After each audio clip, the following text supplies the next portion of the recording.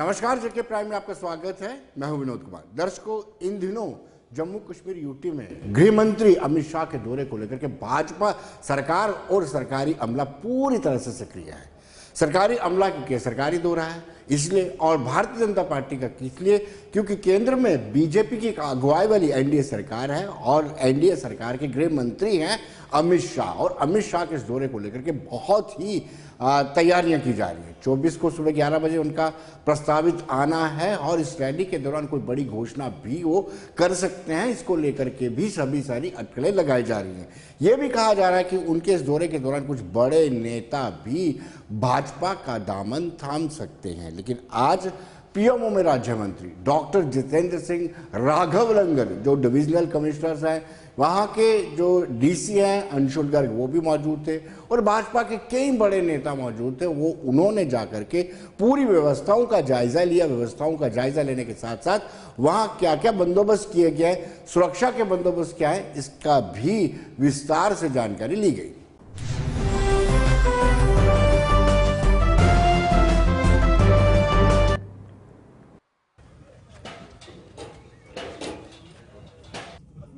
तो पानी की बोतल ले जाए, पानी छतरी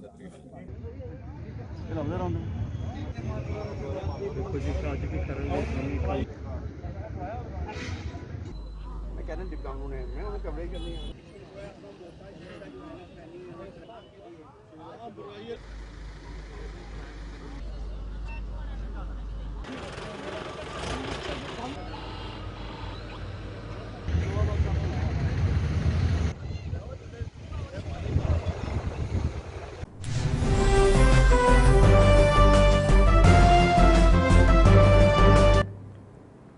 दर्शकों, इस मौके पर city of father mayor Chandramohan Gupta भी मौजूद थे और चंद्रमोहन गुप्ता ने कहा कि अमित शाह ने जो किया है वो कभी किसी ने इससे पहले कभी हुआ ही नहीं, किसी ने कल्पना भी नहीं की थी। उन्होंने 370 में संशोधन किया और 35 को हटाया है। उनका ये कहना है कि जम्मू कश्मीर के लिए 5 अगस्त 2019 आज़ादी वाला स्वतंत्रता दिवस था।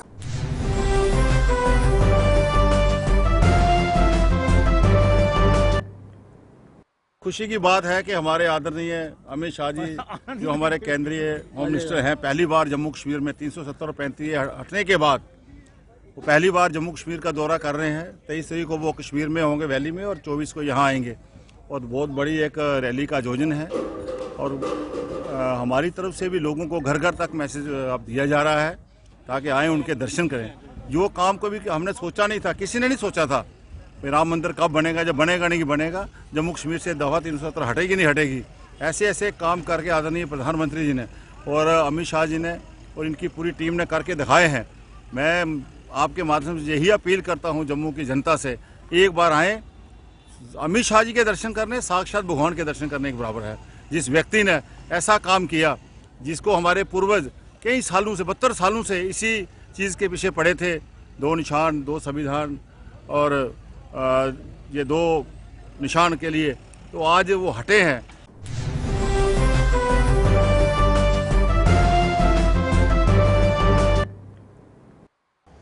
दर्शकों, बीजेपी के पूर्व प्रदेश अध्यक्ष सत शर्मा ने भी वहां पर विजिट किया, अपने समर्थकों के साथ वहां पर पहुंचे और वहां पर क्या व्यवस्थाएं की जा रही उसका जायजा लिया। और उनका भी ये कहना है कि कहीं ना कहीं अमित शाह के इस दौरे को लेकर के सबकी निगाहें टिकी हुई हैं, चाहे वो सियासी जमातें हो या फिर सिक्योरिटी फोर्सेस हो या फिर जम्मू कश्मीर का जो एडमिनिस्ट्रेटिव सेटअप है, सबकी निगाहें अमित शाह के दौरे पर टिकी हुई हैं।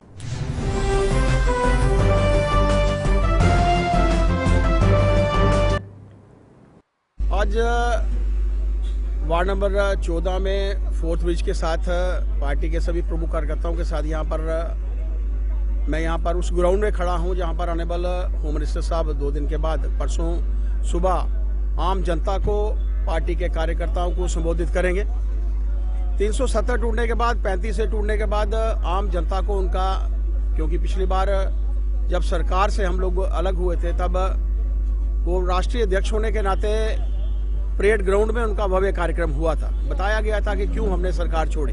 और आज 370-35 से हटने के बाद आम जनता को जो है उनका संबोधन होगा। मैं समझता हूं कि जिस तरीके से डेवलपमेंट के कार्यों में बढ़ोतरी हुई है। एक अच्छा वातावरण जम्मू कश्मीर में डेवलपमेंट का बना है। इसके साथ साथ सुरक्षा के पॉइंट्स का भी वो जायजा यहाँ पर अपनी पूरी टीम के साथ यहाँ पर आ रहे हैं। एक अच्छा वातावरण जम्मू कश्मीर के लिए बनेगा इसमें।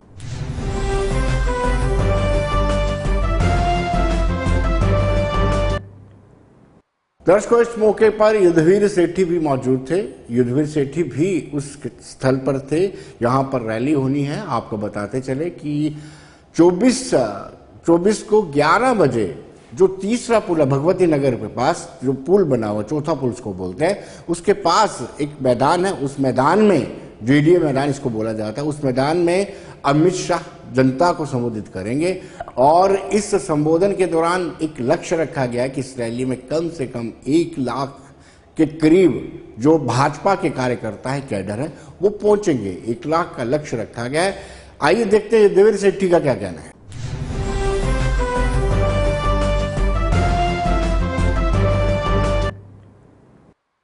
यहाँ ज़बरदस्त तैयारी चल रही है। जम्मू कश्मीर के लोग, खासकर जम्मू के लोग जो 370 और 35 ए के जाने के बाद अमित शाह जी पहली बार यहाँ का दौरा कर रहे हैं। यहाँ पे लोगों के अंदर एक उत्साह है, लोग उनका स्वागत करना चाहते हैं। आप देखना इस रैली स्थल पे उस दिन कैसे हज़ारों लाखों की तादाद में लोग उमड़ेंगे उनका वेलकम करने के लिए। हर समाज, चाहे वो वाल्मीकि समाज है, चाहे वो रिफ्यूजी है, जिन को बेनिफिट मिले हैं वो लोग चाहते हैं हम आएँ, एक बार तो धन्यवाद करें नरेंद्र भाई मोदी जी का और अमित शाह जी का।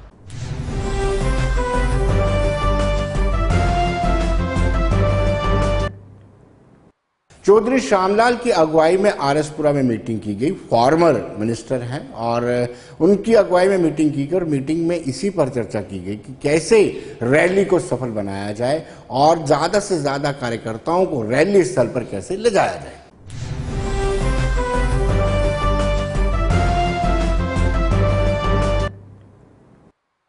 मैं 12:30 बजे पहुंच गया था, लेकिन जो टाइम 24 तारीख का है उसमें हमने ये चीज देखी है। अगर 9:30 बजे जहां से निकल है कि इंटरनेशनल लेवल तक ये मैसेज पहुंचाना है कि हम भारत सरकार से ज्यादा जल्द से जल्द आपने 9:30 बजे वहां पे पहुंचना है। काफी देर बाद पहली भारतीय जनता पार्टी की देश के गृह मंत्री ने लगा कि जम्मू कश्मीर 370-35 कोड दे हक दे जम्मू च जाया कोई जलसा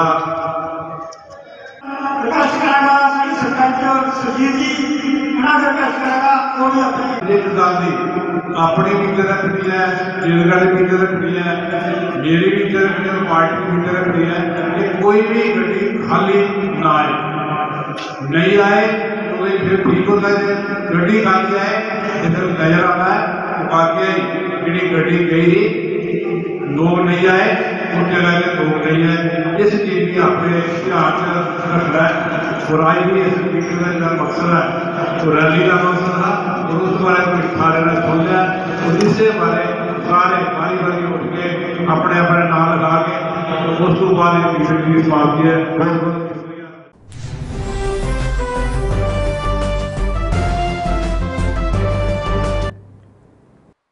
दर्शकों, हमने पूर्व मंत्री सुनील शर्मा और भाजपा के महासचिव उनसे बातचीत की। देखते हैं उनका क्या कहना है।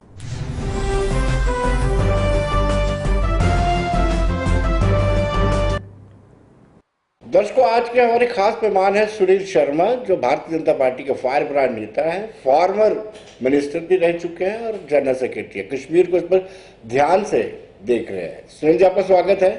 आज सुनील जी, आप काफी समय से कश्मीर पर कंसंट्रेट किया हुआ है, बड़ी जिम्मेदारी सरकार ने आपको दी है, क्षमा कीजिए पार्टी ने आपको दी है कश्मीर पर काम करने के लिए। लेकिन ये जो सिलेक्टिव किलिंग हुई है, इससे कितना नुकसान भारतीय जनता पार्टी को हुआ है?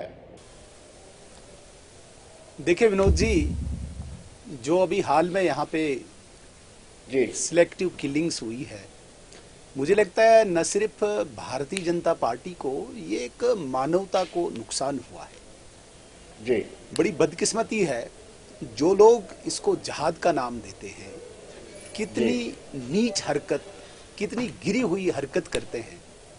वो लोग जो मजदूरी करने के लिए, अपनी रोजी रोटी कमाने के लिए यहाँ कश्मीर में आए हैं, उनको निशाना बनाते हैं। ये मैं कहूँगा ये कुछ लफंगे ड्रग्स करके ऐसी हरकतें कर रहे हैं और इनके पीछे जो जहाद का कंसेप्ट है वो काम कर रहा है। मैं इस बात को मानता हूं कि ये इनकी बौखलाहट है और एक निर्णायक मोड़ पे, निर्णायक दौर पे ये लड़ाई पहुंची है, इसलिए ये बौखलाए हुए हैं। ये यकीन मानिए कि ये अंत उस वक्त होगा जब इनका खात्मा पूरी तरह होगा और उस मानवता को जो शर्मसार हुई है ऐसी किलिंग्स पे, उस मानवता को भी हमारे सिक्योरिटी एजेंसीज पे गर्व होगा और वो दिन दूर नहीं जब हम देखेंगे कि इनका खात्मा यहाँ पे होगा। देखिए, बौखलाहट का नाम देकर के आप पल्ला नहीं झाड़ सकते हैं। आपको ये भी स्वीकार करना होगा कहीं ना कहीं सिक्योरिटी फोर्सेस एजेंसीज का फेलियर रहा है।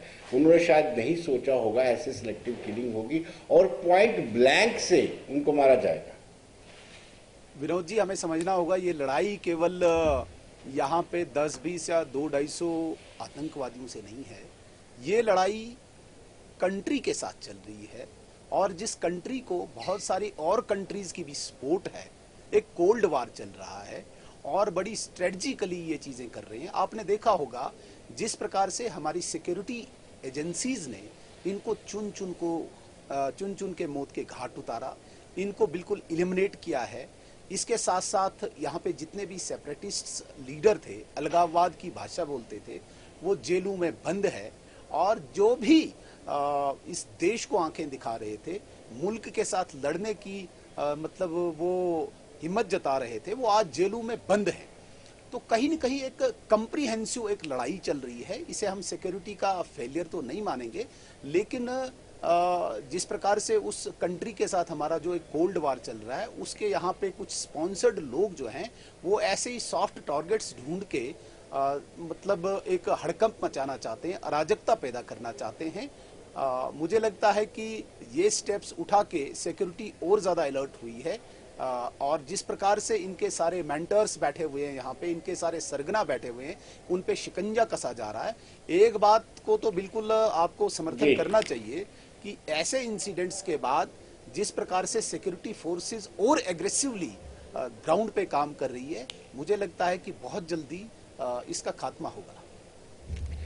लेकिन नई मॉडस अपेंडिक्स के साथ ये आए हैं और आपको बताते चले कि जब भी भारतीय जनता पार्टी के नेताओं से बातचीत की जाए तो अक्सर वो 5 अगस्त 2019 का जब जिक्र करते हैं, वो कहते हैं कि 370 में जो संशोधन हुआ 35 से हटाया गया, उसके बाद से नॉर्मेंसी आई है, विकास की दूध की नदियां बह रही हैं, चुन चुन कर आतंकवादियों को ऑपरेशन ऑल आउट किया जा रहा है। लेकिन सदाकत क्या है, सच्चाई तो आपके सामने आ ही है। कैसे ढूंढ करके आइडेंटिफाई करके उस स्कूल के ईदगाह स्कूल में एक सिख प्रिंसिपल को मारा गया और साथ साथ में एक जम्मू के एक लोकल टीचर को मारा गया। इस तरीके से आप कैसे टाल क्लेम करते हैं कि सामान्य हो रहा है हालात? विनोद जी, ये लड़ाई केवल 5 अगस्त 2019 से नहीं चल रही है।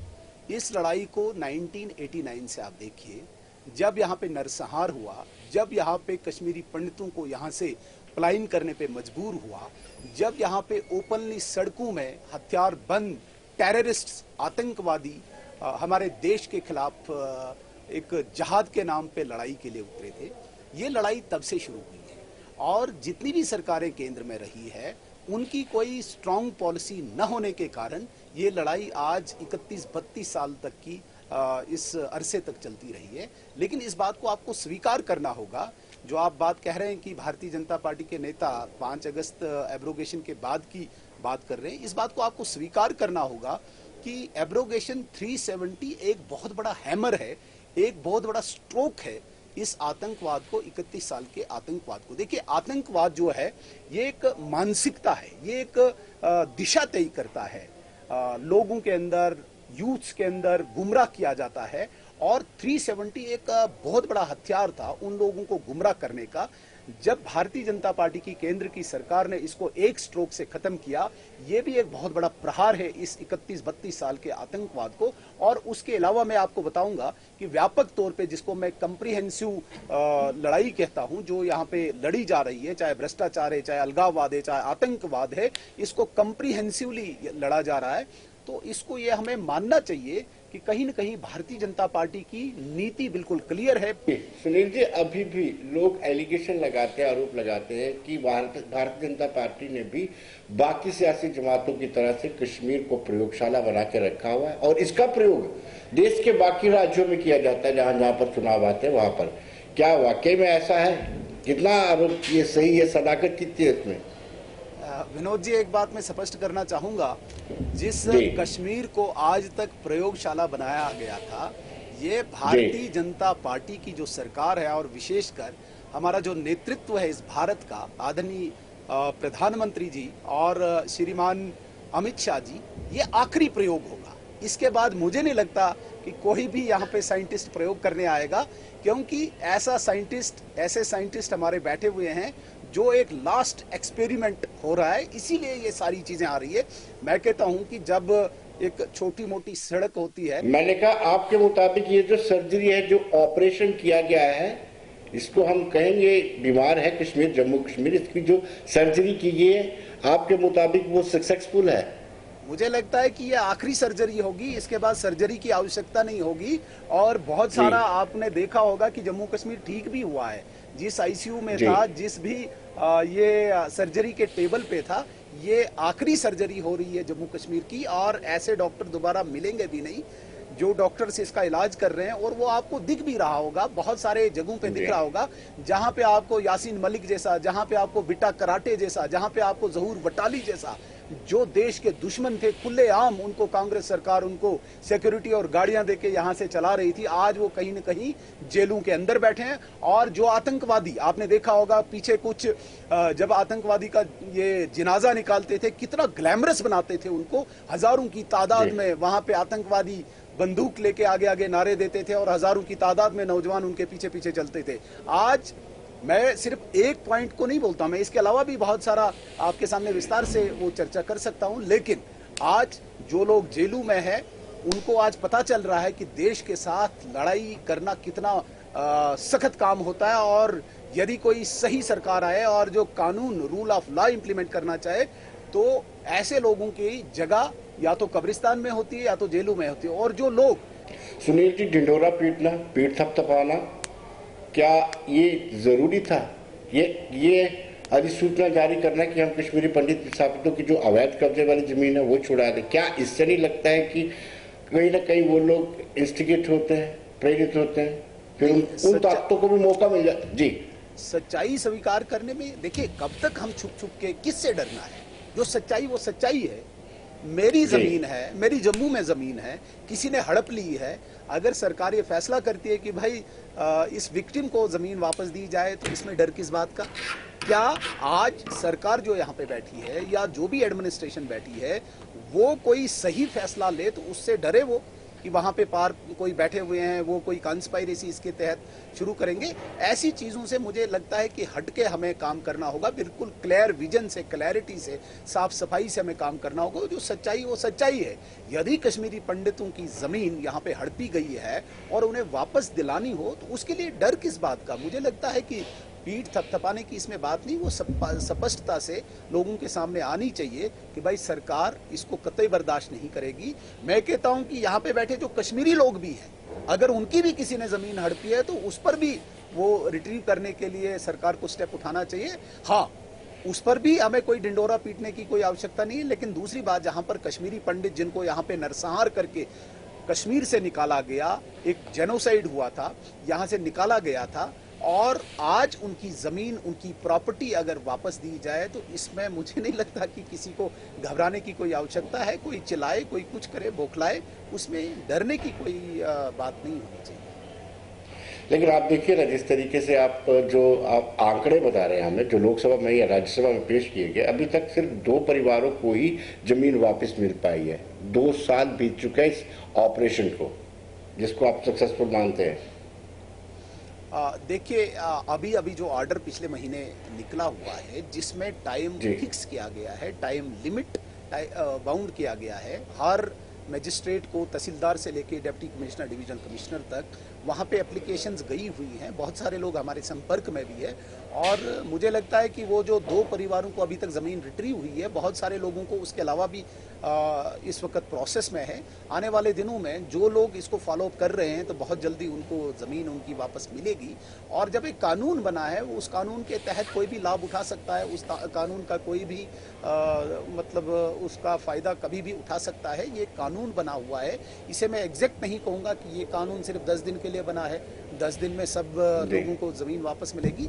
एक बना हुआ है, जब जिसको फुर्सत मिलेगी वो इसको फॉलो अप करेगा, वो जाएगा एडमिनिस्ट्रेशन के पास जाएगा और अपनी ज़मीन ले सकता है, कानून अपना काम करेगा। लेकिन सुनील जी, बड़ा समर्थन मिला था जम्मू की तरफ से जब 370 में संशोधन हुआ 35 से, और उसके बाद कहीं ना कहीं वेस्ट पाकिस्तानी रिफ्यूजी, वाल्मीकि समाज कहे, गोरखा बरादरी कहे, वाजिगर समाज कहे, बड़ी राहत उनको मिली थी। लेकिन हाल ही में जब chamber of commerce and industry और दूसरे दीगर व्यापारी संगठनों ने बंद की काल दी, बंद सक्सेसफुल रहा, उसमें कहीं ना कहीं लोगों की नाराजगी सरकार के प्रति बिल्कुल स्पष्ट दिखती नजर आई। क्या आपको लगता है कहीं ब्यूरोक्रेसी ढंग से काम नहीं कर पा रही है? कभी एहसास हुआ? विनोद जी, भारत एक लोकतांत्रिक देश है। जम्मू में हर वर्ग के लोग भारतीय जनता पार्टी को चाहते हैं, भारतीय जनता पार्टी से उम्मीद रखते हैं, और छिटपुट चीज़ों पे करंट सर्कमस्टांसेस जो इमर्ज हो जाते हैं कभी कभी, तो उसमें तो मुझे लगता है कि भाई भाई के साथ लड़ता है, बेटा बाप के साथ लड़ता है। तो जो चैम्बर ऑफ कॉमर्स ने उस वक्त बंद की काल दी, उसका ये कतई मतलब नहीं निकाले मीडिया। और मैं ये बात स्पष्ट करना चाहता हूँ, वो लोग जो बंद के समर्थन में थे वो भाजपा के बड़े दृढ़ समर्थक हैं। ठीक है, उनकी उस वक्त डिमांड जायज़ थी, डिमांड को उन्होंने रखा। दैट डजंट मीन्स कि वो भारतीय जनता पार्टी के विरुद्ध है। आज भी वो भारतीय जनता पार्टी के साथ हैं और कल भी भारतीय जनता पार्टी के साथ रहेंगे। लेकिन ये नहीं है कि ये बंद या ये प्रोटेस्ट कोई आखिरी प्रोटेस्ट होगा। मैंने पहले ही कहा कि भारत एक लोकतांत्रिक देश है, डेमोक्रेटिक सेटअप में हम रह रहे हैं। कल हो सकता है किसी और वर्ग को कभी कोई समस्या आ जाती है, वो भी क्राई कर सकता है। कहीं पे पानी पे प्रोटेस्ट हो सकता है, कहीं पे बिजली पे प्रोटेस्ट हो सकता है। यहाँ पे अगर हमारे व्यापारी वर्ग को कोई समस्या आई, उन्होंने भी प्रोटेस्ट किया। लेकिन ये कतई मतलब नहीं है कि आज भी अगर एक एक व्यापारी को आप बोलेंगे वो भारतीय जनता पार्टी का समर्थक है, वो नरेंद्र मोदी जी का समर्थक है। उम्मीद भी भारतीय जनता पार्टी से ही है। अगर यहाँ पे कोई दूसरी सरकार होती तो ऐसी उम्मीद हमारे अंदर नहीं।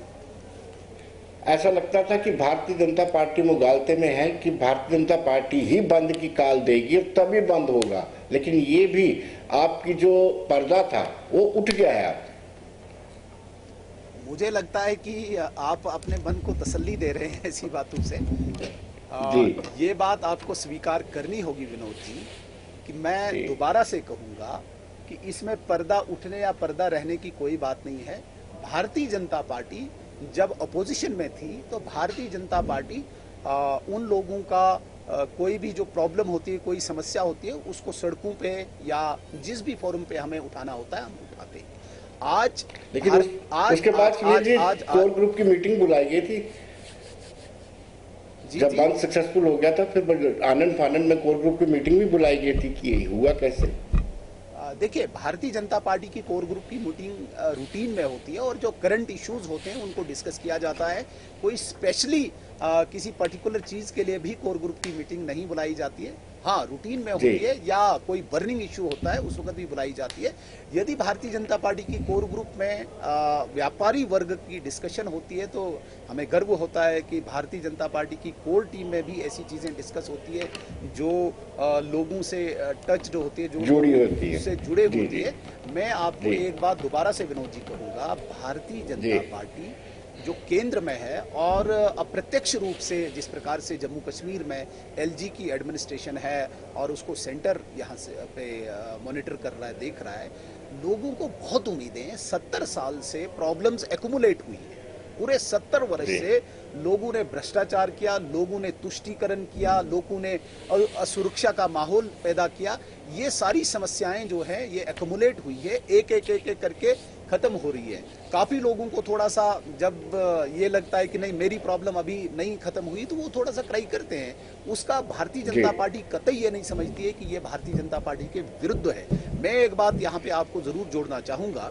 आप देख लीजिए, किसी भी व्यक्ति का जब कोई उसको मतलब आंकना होगा, उसका आकलन करना होगा, मैं कहता हूँ किसी स्टूडेंट को अगर आंकलन करना होगा, पूरे साल वो कितना भी सुनाए कि मैं ये पढ़ रहा हूँ, मैं वो पढ़ रहा हूँ, ऐसा हो रहा है, वैसा हो रहा है, लेकिन जब एग्जाम के दिन आते हैं उस वक्त फाइनल एग्जाम के लिए जी इसी तरीके से किसी भी राजनीतिक दल के लिए उसका आंकलन का समय जो होता है वो चुनाव होता है। आप 2014 के बाद चुनाव देखिए, पूरे देश में देख लीजिए, पूरे जम्मू कश्मीर में देख लीजिए, जब से आदरणीय नरेंद्र मोदी जी का नेतृत्व देश को मिला है, भारतीय जनता पार्टी के प्रति उम्मीदें भी बहुत जगी है, आकांक्षाएं अपेक्षाएं भी जगी हैं।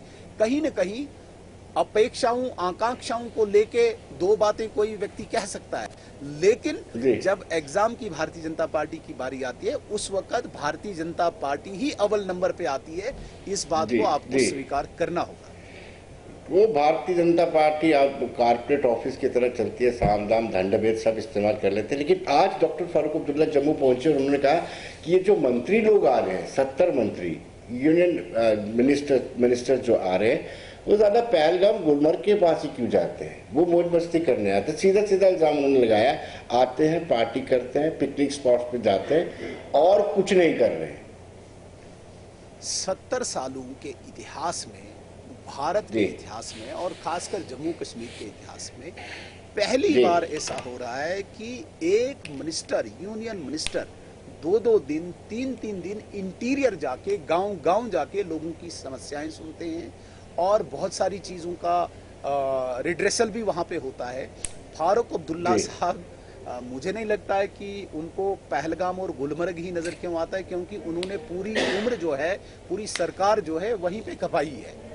फारूक अब्दुल्ला साहब जब सरकार में थे या उनकी सरकार जब थी, उनको पहलगाम और गुलमर्ग ही हमेशा दिखता था, उससे बाहर तो उन्होंने कुछ देखा नहीं। वो तो हमेशा मौज मस्ती में ही रहे, तो वो अपनी तरह ही बाकी लोगों को भी समझते हैं। उनकी नॉलेज के लिए आपके माध्यम से मैं बताना चाहूँगा, आप कोई भी जिला लीजिए, कुपवाड़ा का आखिरी कोना लीजिए, बारामुल्ला का आखिरी कोना लीजिए, बांडीपुरा या गांधरबल लीजिए, कुलगाम या शोपियां लीजिए, एक एक जिले में, अनंतनाग या पुलवामा लीजिए, एक एक जिले में हर मिनिस्टर गया। हमारे माननीय अनुराग ठाकुर जी जिनने 2 दिन यहाँ पे बिताए यहाँ बडगाम में, आज हमारे एमओ शिपिंग इस वक्त अनंतनाग में है। तो मुझे नहीं लगता है कि फारूक अब्दुल्ला साहब को सूचना क्या है, क्योंकि अब मैं इतने बड़े नेता पे कोई जबरदस्ती का वो कमेंट नहीं पास करना चाहूँगा, लेकिन मिस इन्फॉर्मेशन शायद उनको है, और या हो सकता है उम्र ज़्यादा होने के कारण कुछ शब्द ऊपर नीचे उनसे निकल जाते होंगे। हमें उनका बुरा नहीं मानना चाहिए। हमें सर्टिफिकेट मिल रही है इस वक्त लोगों से। आज कश्मीर का एक एक व्यक्ति, जम्मू का एक एक व्यक्ति बोल रहा है कि पहली बार हम किसी मिनिस्टर को देख रहे हैं, और पहलगाम गुलमर्ग में भी यदि कोई मिनिस्टर गया हो तो पहलगाम गुलमर्ग में भी लोगों से मिलने ही गया हो, किसी सैर सपाटे के लिए नहीं। जी, अमित शाह आ रहे हैं, केंद्रीय गृह मंत्री, उनसे क्या उम्मीद है, उनके दौरे से क्या उम्मीदें हैं भारतीय जनता पार्टी को?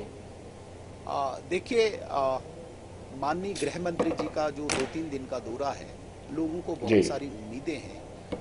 काफी उम्मीदें तो पूरी होती हुई भी दिख रही है। आपने देखा होगा कि SSRB हो या जो भी रिक्रूटमेंट एजेंसीज हैं, बहुत स्पीडी सिलेक्शंस हुई हैं। लगभग 8-10 हज़ार नौजवानों को नौकरियां मिली हुई है। अभी बहुत बड़ा एक गतिरोध ही था, महाजन और क्षत्रिय एग्रीकल्चर लैंड IR सेल नहीं कर सकते थे, वो भी उन लोगों की उम्मीदें पूरी हुई। एक बहुत बड़ा वर्ग जम्मू कश्मीर में विलेज डिफेंस कमेटी से जुड़ा हुआ है, SPO से जुड़ा हुआ है, उन लोगों को उम्मीदें हैं क्योंकि उनकी भी सैलरीज को रेगुलेट करना है। मुझे लगता है कि वो लोग भी उससे जुड़े हुए हैं।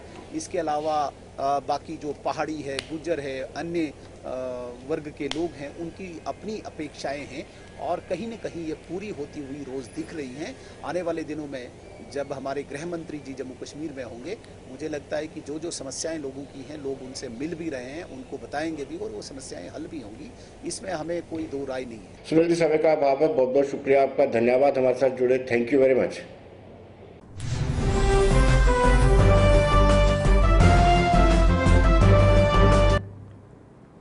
बना रहिए देश दुनिया की खबरों के लिए, मुझे दीजिए इजाजत।